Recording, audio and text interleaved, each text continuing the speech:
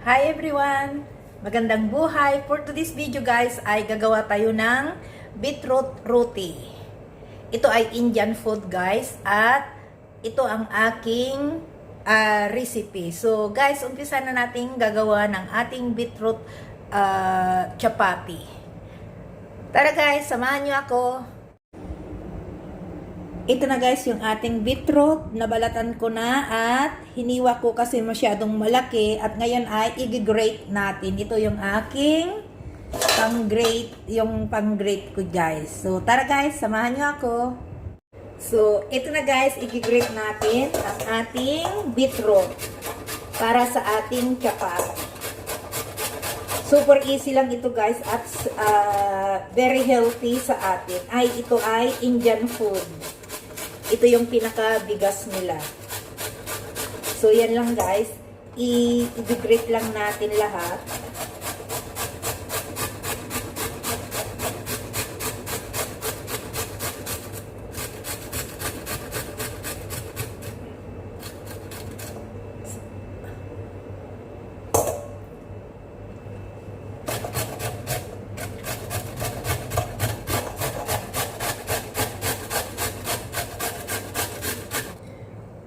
So, ito na guys yung ating beetroot na grated ko na siya. So, ngayon ay i-add natin yung ibang ingredients. Ngayon guys ay magdadagdag ako ng coriander leaves. Ayan. Yan lang guys ang sangkap niya. At hindi natin yan guys lalagyan ng asin or whatever. Ang halo lang nito guys ay beetroot at coriander leaves. At ang aking gagamitin ay yung ata millets. Ayan guys, yung aking gagamitin na ata. Ito guys ay Indian food. So ngayon guys, maglalagay tayo ng ata.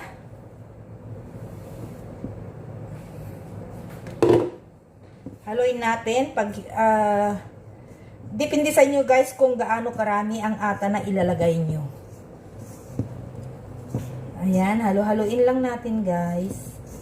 Ang aking kamay ay malinis guys. So huwag kayong mag-alala. Ayan. At magdagdag pa ako ng ata guys. Dagdagan pa natin dahil ito ay gagawin nating roti. At ngayon ay dahan-dahan natin lagyan ng water.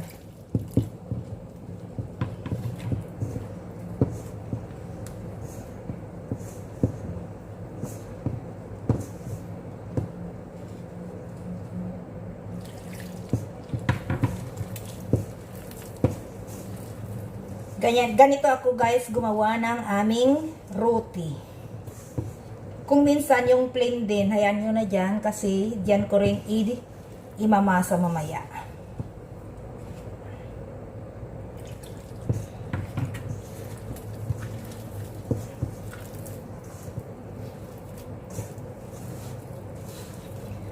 Kailangan gamitin natin yung ating kamay guys. Kasi kung naka-gloves tayo ay kung naka-gloves ako guys ay hindi ako kontento.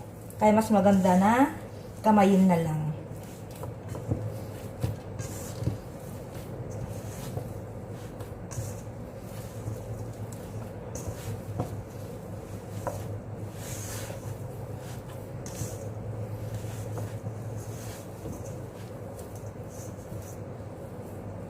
Dagdagan pa natin ng flour ng ata para marami tayong magawa kasi marami akong ginawang grinated na beetroot. So, kailangan marami din yung ata.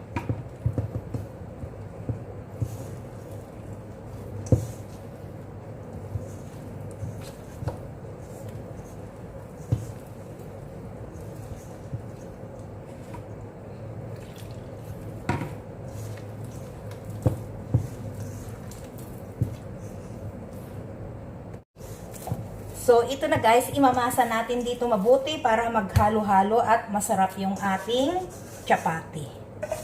Dito natin imamasa. Kailangan ibigay natin lahat yung lakas natin dito guys. Yan, imasang mabuti para masarap ang ating chapati. Ganito ang paggawa ng chapati guys.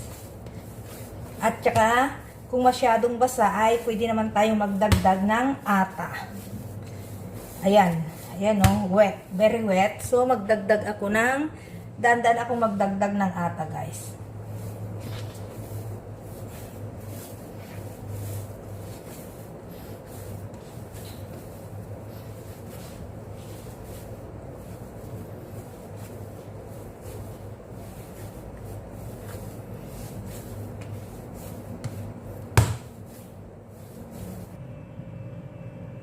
So, ngayon guys, ay ito na yung ating dough. At pwede na nating lutuin na chapati. So, ayan guys. At ngayon ay paiinitin na natin yan. At maglagay tayo ng kunting mantika dito guys. Para hindi agad didikit. Spread natin. So, ayan guys, yung ating yan, lutuan ng chapati. Hinaan natin guys. So ngayon guys ay, ito na yung ating beetroot dough. At magluluto na tayo guys. Samahan nyo akong magluto ngayon ng chapati. At dito natin ilalagay yung maluluto natin. Kailangan natin ito. At ito yung ating millet ata. Ayan. At ngayon guys, ay bago nating gagawin i-flat, kailangan kukuha tayo ng konti, bibilogin natin. Tsaka ididip natin dito para hindi, ididip natin dito guys sa ata para hindi didikit pag i-flatten natin.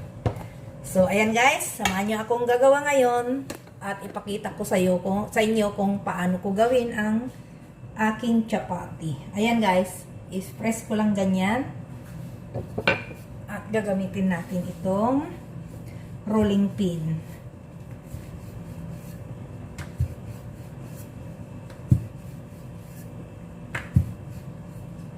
Ayan guys, tumidikit kasi kulang yung flour sa ibabaw.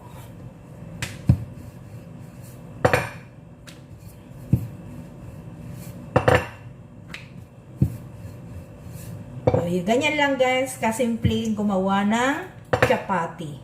Maraming klaseng chapati guys. Ito guys ay nilagyan ko lang ng beetroot at saka coriander leaves. At ngayon guys, kung mainit na, pwede na nating ilagay dito.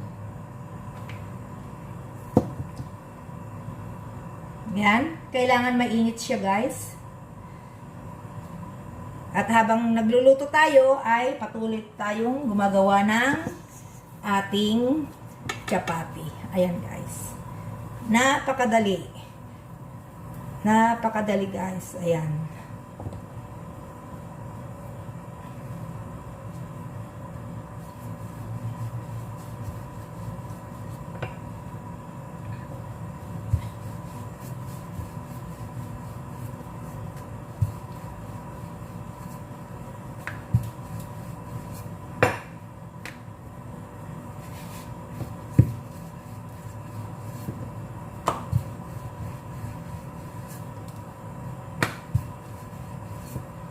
So, ngayon guys, ay babalik pa rin natin siya. Ayan.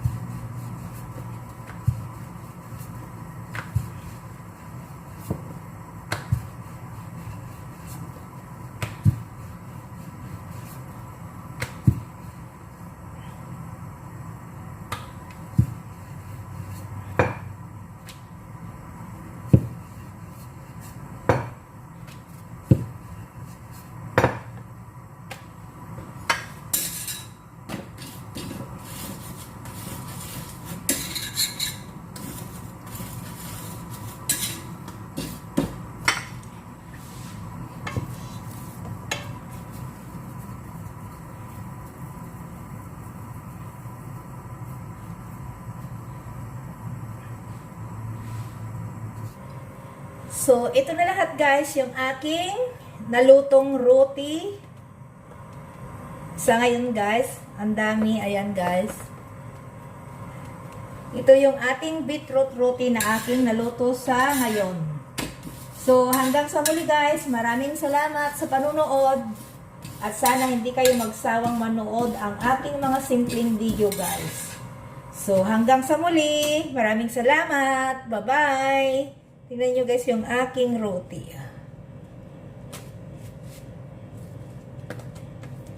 Ayan guys. Yan yung